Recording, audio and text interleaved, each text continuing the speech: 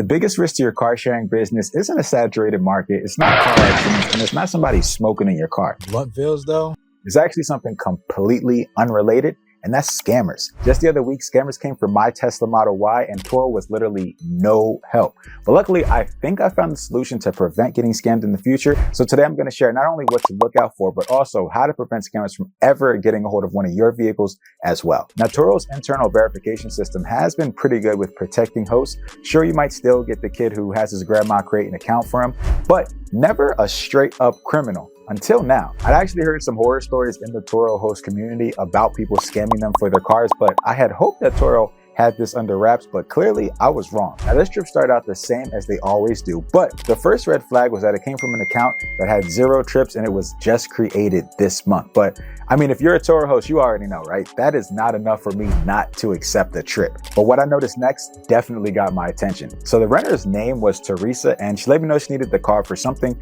with her granddaughter and daughter. But if you look at this picture, I'm pretty sure that's a young man, and I'm also pretty sure that that's a cap and gown. But again, the picture is very small. I can't zoom in, so I didn't want to assume anything. Plus, I mean, they're already approved to drive, which means that they passed Turo's driver screening process, supposedly. And this is when I really realized just how important it is to have my own internal screening process within the platform. Now, since I rarely ever meet my renters in person, I leverage Turo's automated messaging function to start the check-in and ID verification process 1 hour before the trip starts. In this message, I ask for a few key things. Number one being a picture of their license front and back with everything clear as day. Number two is I ask for a picture of them holding up their license next to their face, selfie style, so I can verify that it's them. And number three is when they do arrive to the vehicle, I ask them to send me a selfie of them in front of the vehicle. And you'll see why this last one is important in just a second. So after they got these instructions, they actually pushed their check-in time back by a few hours, which again is not anything too crazy for a guest to do. But now looking back on it, I realized that was them trying to buy some time to actually produce the documents that I requested. So time went on, and when we were about 45 minutes past the new check-in time is when all hell broke loose. So they ended up sending us a picture of the license front, but no picture of the back. So while we waited for that picture of the back is when we realized that there was just a couple of things off about this picture. No way, bro. Do y'all see this? I mean, where do I start? This lady's face is clearly doctored onto the front of this license. And I mean, if you look real closely, I'm pretty sure that's a large bald guy underneath. Same thing with like the date of birth and just about everything else on here. And that's not even the craziest part. If you look real closely, you actually see that this license pic is actually a screenshot, and behind it is like they're having a conversation asking for the back picture of the license. Bro said, I need the back too, but if not, it's okay, I'll angle. Angle who? Then they sent me a pic in front of my car, and I'm gonna keep this very short with y'all. That's not my car or my pickup location. But I can't stress enough how important getting this picture is, because this is the only way to 100% prove who picked up your vehicle when you're doing remote check-ins. But at this point, we knew it was a scam, so me and my wife jumped into our car, went to go pick up the Tesla from the pickup spot and bring it back home. What if they're here when we get here though? I hope.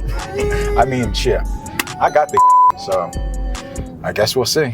So I'm walking over to the pickup spot now, and I think they're here. There's a black car here, but they're pulling away. I'm gonna try to just jump in this car and get up out of here. So I don't have no idea who that was, but we out. But when we got home, we got this mysterious message from Turo, and it read, "Greetings from the wonderful power host in the Turo community.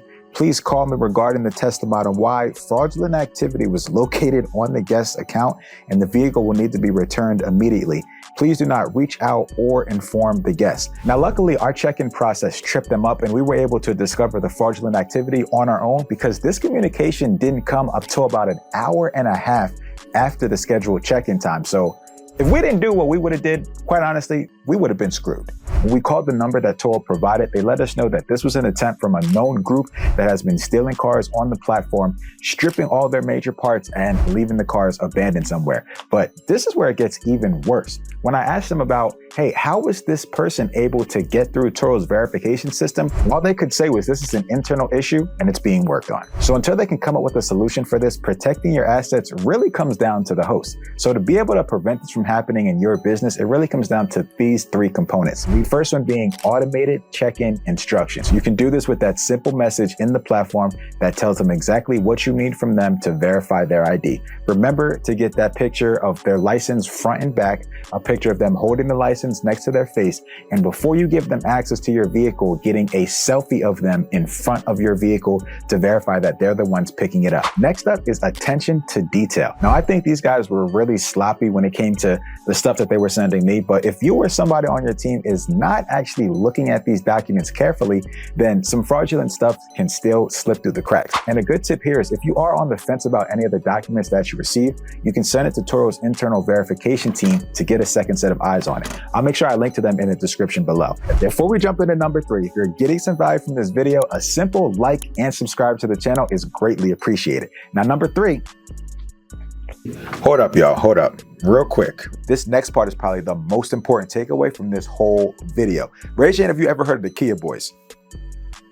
If you haven't, go Google them, right? Because as I'm making this, they literally just stole my guy Brian's Kia while it was on a Turo trip. And do y'all know this man went and stole it back from them within 2 hours? Now look, he was out here being a superhero, right? He was able to literally track down exactly where the car was. He was able to stop the car from moving, and then he went and called the police for backup, right? So we're gonna call number 3 being a superhero, or having a GPS and kill switch installed in all your vehicles. And this is going to save you a lot of headaches because you'll be able to dispatch police to the exact location of wherever your vehicle was last located at, and you'll be able to disable the car from a remote location, and that's going to save you a lot of time, a lot of money, and a lot of headaches along the way. Now, the Turo fraud department did let me know one more thing before we disconnected, and that was that if I did fall victim to the fraud and I never saw my car again, then I would be fully covered by whatever Turo insurance plan that I was covered by. So I make it my mission to understand these coverages